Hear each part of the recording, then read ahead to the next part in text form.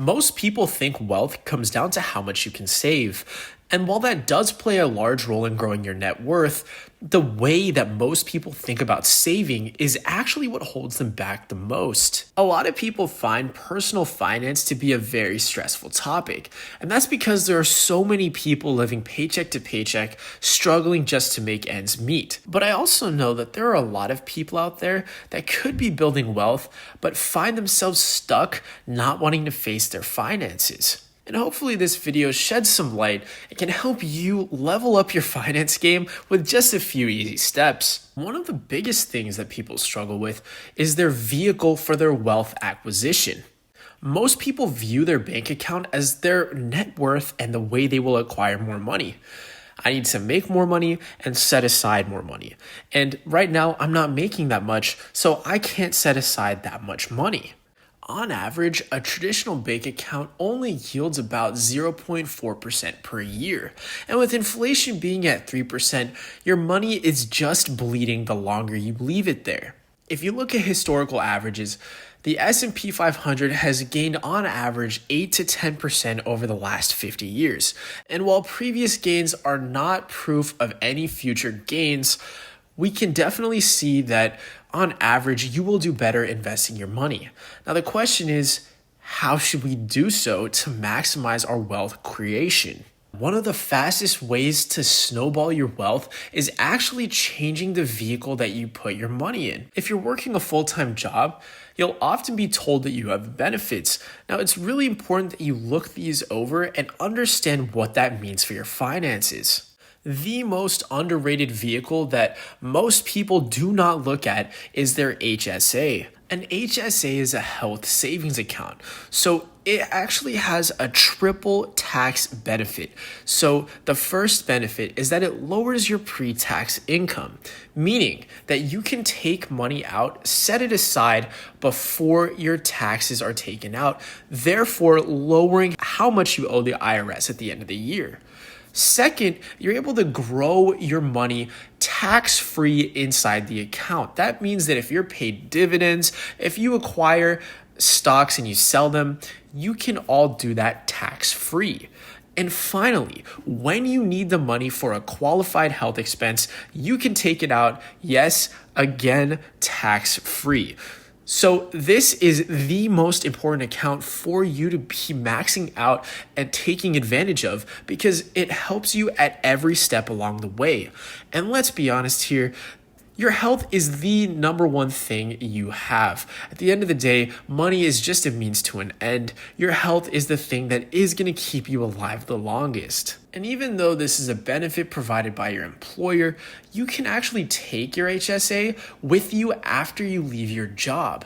And a lot of employers actually give you a match or a contribution. For example, my company gives me $800 a year free just for contributing to my HSA. For me, that increases my total compensation, it lowers my overall taxes, and it provides me a great area to grow my wealth and spend it for my health because that is what's going to keep me going the longest. The next vehicle that you want to look at to prioritize your wealth building is your 401k. Now, this is a tax-advantaged retirement account offered by employers, typically with a contribution match. Now, my company matches up to 5%. That means that just by contributing to my 401k, I can increase my total compensation by 5%. Now, the tax benefit that you get for having a 401k is that it lowers your tax burden. This is similar to the HSA, so this can lower your overall taxes due at the end of the year. The biggest difference between the HSA and the 401k is that you can't pull your money out of your 401k until you're 59 and a half, and you have to pay taxes on that money.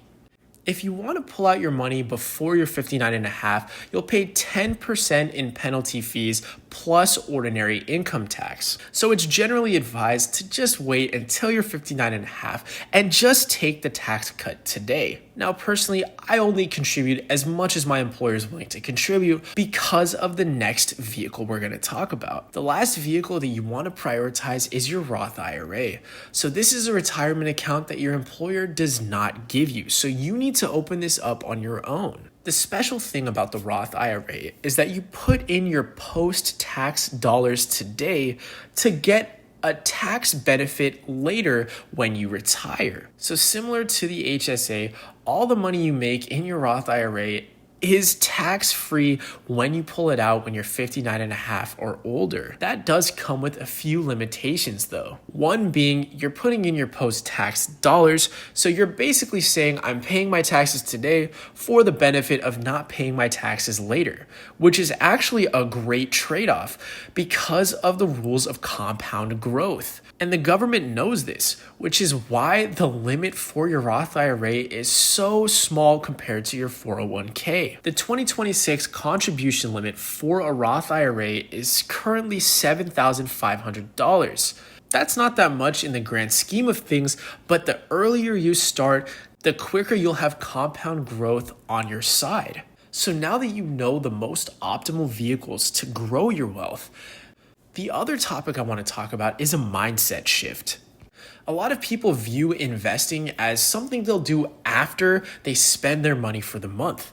Now, I'm sure you've heard of the concept of pay yourself first, and I'm not the first person to bring this up. So what I do is I max out my HSA, I take out however much my company's willing to match for my 401k, and then I max out my Roth IRA with whatever I can afford to invest. I'm fortunate to have already built up an emergency fund that can last me 3 to 6 months, but if you've not done that yet, please make sure that you do it because the last thing you want to do is have a bunch of money in your retirement accounts and not have enough money to pay your rent next month. Now, the benefit to paying yourself first is that all of your investments are already done. You have your money set aside for rent, and whatever's left over is yours to spend however you'd like. If you like to penny pinch more, you can do that. If you want to just spend it because you want to go out with your friends or you're saving for a trip, you can do that as well. The point is, if you pay all of your bills and all of your investments are already there, whatever's left over is yours to spend and you can do so guilt-free. And I find that that helps me the most because every month I'm watching my wealth get greater and greater and greater, and I still can spend my money guilt-free on whatever I want, so long as that it's within reason. In terms of what you should invest in, none of this is financial advice, honestly. I'm just telling you what's working for me. But if you just invest your money into broad market indexes, you're probably going to be fine. Invest your money in the S&P 500. That's a great index. Invest your money in the NASDAQ 100 if you want a little bit more growth and you believe in AI. Invest your money in the Dow Jones to be a little bit more defensive. There are a lot of indexes. You can invest your money in the global stock market. All of those will typically do better than your average investor telling you to buy GameStop when it's about to squeeze. As long as you're not investing into meme stocks and you have it into some solid, boring index funds, and you just stay consistent with these methods that I've told you about today, you will watch your wealth grow faster than if you just used a bank account as your main wealth growth vehicle. Now, if you did enjoy this video, please drop a like, subscribe for more videos like this. We're talking about finances, we're talking about technology, and a lot of ways that you can level up your life and augment your finances and your growth to becoming the best that you can be. This is Power Money Code, and I will catch you in the next video.